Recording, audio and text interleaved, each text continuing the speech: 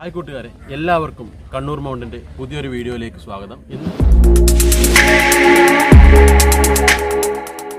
ഇന്ന് നമ്മൾ ഒരു വീടിൻ്റെ കുറ്റിയിടൽ കർമ്മമാണ് ഇവിടെ നടക്കുന്നത്. ഈ ഒരു കുറ്റിയിടൽ കർമ്മം എങ്ങനെയാണെന്ന് കാണാം. ഇന്നത്തെ ഈ ഒരു കുറ്റിയിടൽ കർമ്മം നടക്കുന്നത് കണ്ണൂർ ജില്ലയിലെ മണൽ എന്ന് പറഞ്ഞ സ്ഥലത്താണ്. തീരദേശ മേഖലയാണ്. അപ്പോൾ ഇന്നത്തെ ഈ കുറ്റിയിടൽ കർമ്മം നിർവഹിക്കുന്നത് ശബരിമല മുൻ മേൽശാന്തിയായ ജയരാമൻ നമ്പൂതിരിയാണ്.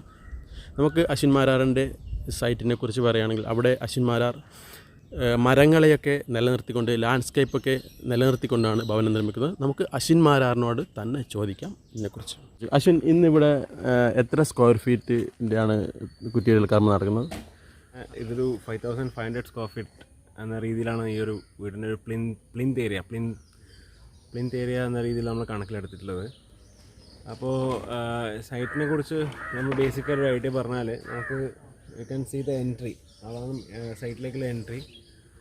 അത് ആക്ച്വലി ഈസ്റ്റ് എൻട്രിയാണ് നമുക്ക് ഈ പ്ലോട്ടിന് എൻട്രി ആയിട്ട് കിട്ടിയിട്ടുള്ളത്. ഓക്കെ, പിന്നെ ബാക്കിയുള്ള ചുറ്റുമുള്ള സ്ഥലത്ത് പറഞ്ഞാൽ വെസ്റ്റ് സൈഡിൽ നമുക്ക് ഒരു നല്ല ഒരു എക്സിസ്റ്റിംഗ് മാവുണ്ട്. നല്ല പഴക്കമുള്ളൊരു മാവുണ്ട്.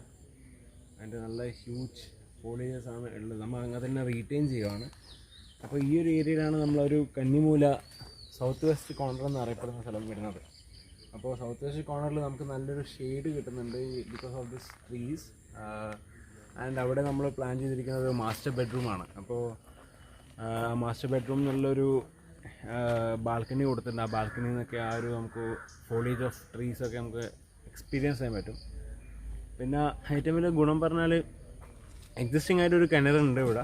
അപ്പോൾ ഇതൊരു ആക്ച്വലി ഒരു പയ്യാമ്പലം ബീച്ചിൻ്റെ അടുത്തായതുകൊണ്ട് കുറച്ചും കൂടി വാട്ടർ ടേബിൾ ലെവൽ കുറച്ചും കൂടി നല്ല റേസ്ഡാണ് ഇവിടെ. നമുക്കൊരു ചെറിയ ഒരു ലെവലിൽ തന്നെ നമുക്ക് വെള്ളം കിട്ടാനുണ്ട്. അപ്പോൾ ഇനി അതൊന്ന് വെള്ളം വൃത്തിയാക്കി എടുക്കാനുണ്ട്. പഴയ കിണറാണ്. അപ്പം അടുത്ത കാര്യങ്ങളിലേക്ക് കിടക്കാം. Thank you. 3:20 ഇങ്ങോട്ട് വന്നൂടെ? ഇങ്ങോട്ടേ വിളിക്കാം.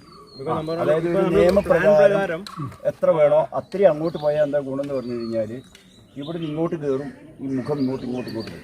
അപ്പോൾ അങ്ങനെയാണ് നിങ്ങൾ ഈ സെയിം സാധനം നമുക്ക് ഇങ്ങോട്ട് ചെറുതായിട്ട് ഷിഫ്റ്റ് ചെയ്യാം.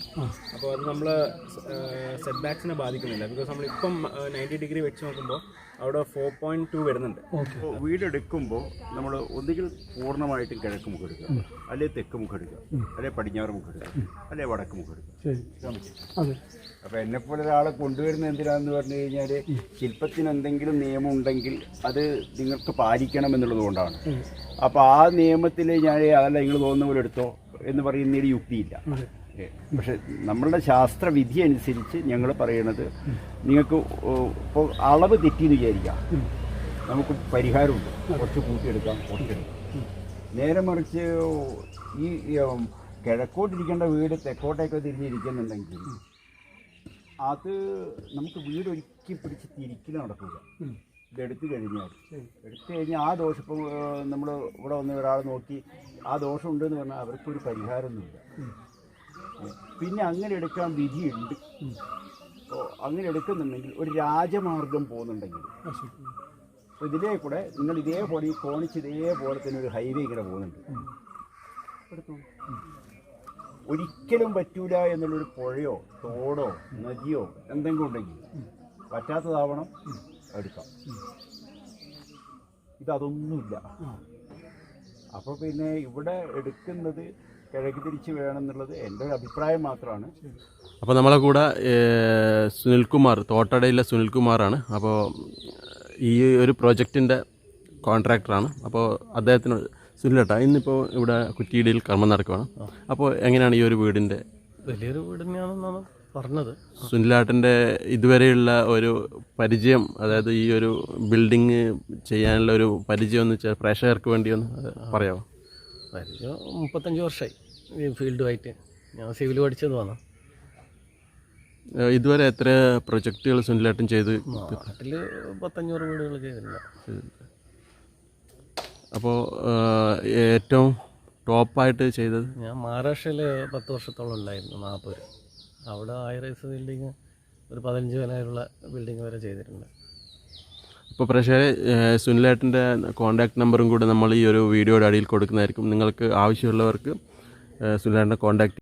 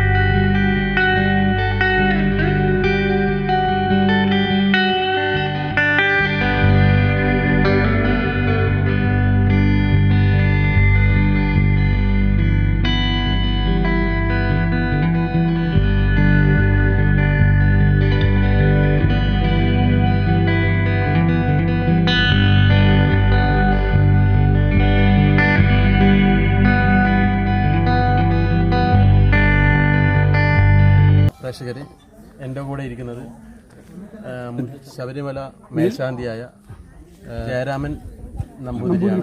അപ്പോൾ അദ്ദേഹം കുറ്റിയിടൽ കർമ്മവുമായി നമ്മുടെ അശ്വിൻ മാരാരൻ്റെ വനം നിർമ്മിക്കുന്ന സ്ഥലത്ത് എത്തിയിട്ടുണ്ട്. അപ്പോൾ അദ്ദേഹത്തിനോട് ചോദിക്കാം, ഈ ഒരു മാറുന്ന ഒരു കാലാവസ്ഥയിൽ വാസ്തുശാസ്ത്രത്തിൻ്റെ പ്രാധാന്യം എത്രത്തോളമാണ്? തിരുമേനി, എത്രത്തോളം ഇപ്പോൾ നമുക്ക് കാലം തെറ്റി പെയ്യുന്ന മഴയും അതുപോലെ തന്നെ ഒരു കാലഘട്ടത്തിലാണ് നമ്മൾ പോയിക്കൊണ്ടിരിക്കുന്നത്. അപ്പോൾ നമ്മൾ ഇതിൻ്റെ ഒരു വാസ്തുശാസ്ത്രത്തിൻ്റെ പ്രാധാന്യം സാധാരണഗതിയിൽ നമുക്കിപ്പം വീടെടുക്കുന്ന കാര്യം തന്നെ ഇവിടെ വരുന്നുണ്ടല്ലോ. അപ്പോൾ വീടെടുക്കുന്നതിന് മുഹൂർത്തങ്ങൾ പറയും.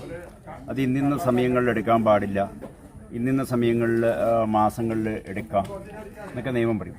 അത് പൊതുവെ ഒരു കോമൺ ആയിട്ട് പറയുമ്പോൾ കോൺമാസങ്ങളിൽ എടുക്കാറില്ല എന്നാണ് പറയുക. കോൺമാസം എന്ന് പറയുന്നത് മീനം, മിഥുനം, കന്നി, തുലാവ്, ഈ 4 മാസങ്ങളിൽ എടുക്കാൻ പാടില്ല എന്ന് പറയും. ബാക്കിയുള്ള കുറച്ചുകൂടെ നിയമങ്ങളുണ്ട്. എങ്കിലും കോൺമാസങ്ങളിൽ എടുക്കാൻ പാടില്ല എന്ന് പറയുന്നുണ്ടെങ്കിലും കോൺഗ്രഹങ്ങളൊക്കെ എടുക്കാറുണ്ട്. പിന്നെ ഇത്തരത്തിലുള്ള ഇത് കാലാവസ്ഥയെ മാത്രം ബേസ് ചെയ്തിട്ട് മാത്രമല്ല എടുക്കുന്നത്. ഇപ്പോൾ കാലാവസ്ഥയെ ബേസ് ചെയ്തുകൊണ്ട് പറയുന്ന സമയത്ത് വല്ലാതെ കണ്ട് മഴയുണ്ടെങ്കിൽ നമുക്കൊന്നും എടുക്കാൻ പറ്റില്ല.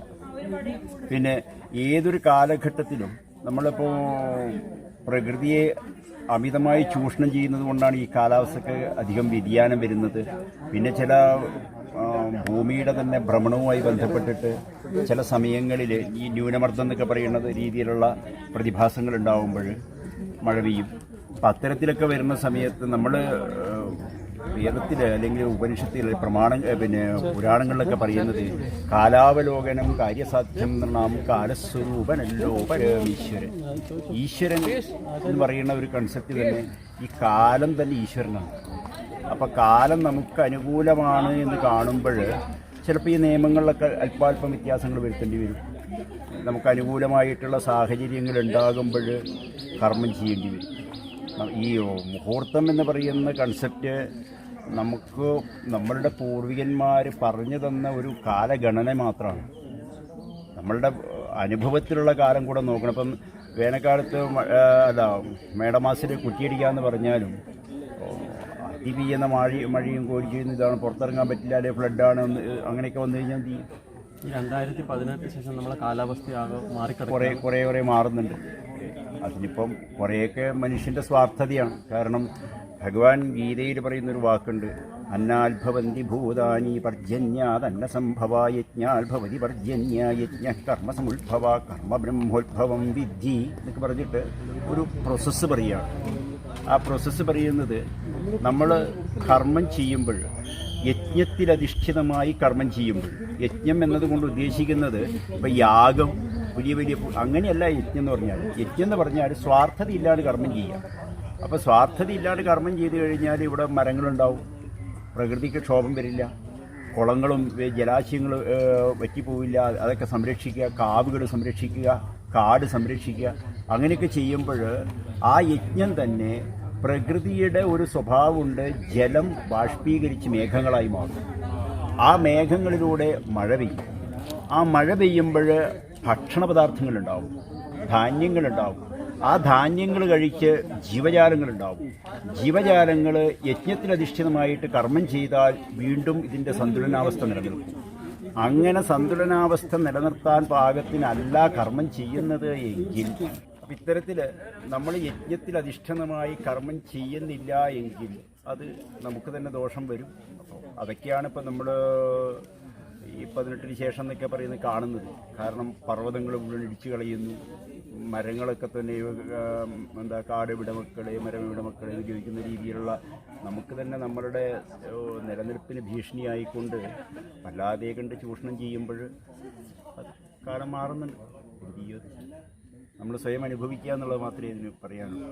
എങ്കിലും ഇതിനൊക്കെ ചില നിയമങ്ങളുണ്ട്, ചില തത്വങ്ങളുണ്ട്, അത് നമ്മൾ പാലിച്ചേ മതിയാവും. അപ്പോൾ നമ്മളോട് ഇതുവരെ സംസാരിച്ചത് ശബരിമല മേൽശാന്തി ജയരാമൻ നമ്പൂതിരിയാണ്. അപ്പോൾ അദ്ദേഹമാണ് ഈ ഒരു അശ്വിൻ മാരാറിൻ്റെ പുതിയ ഒരു ഭവനം നിർമ്മിക്കുന്ന സ്ഥലത്ത് കുറ്റിയടിക്കാനായിട്ട് പൂജ ചെയ്യാനെത്തിയത്. അപ്പോൾ നമ്മുടെ ഇന്നത്തെ വീഡിയോ നിങ്ങൾക്ക് ഇഷ്ടമായെങ്കിൽ ലൈക്ക് ചെയ്യുക, ഷെയർ ചെയ്യുക. ഈ ഒരു നമ്മുടെ തിരുമേനി പറഞ്ഞ കാര്യങ്ങൾ മറ്റുള്ളവരിലും കൂടി എത്തിക്കുക. അപ്പോൾ അടുത്ത വീഡിയോ ആയിട്ട് വരുന്നവരേക്കും ബൈ ബൈ.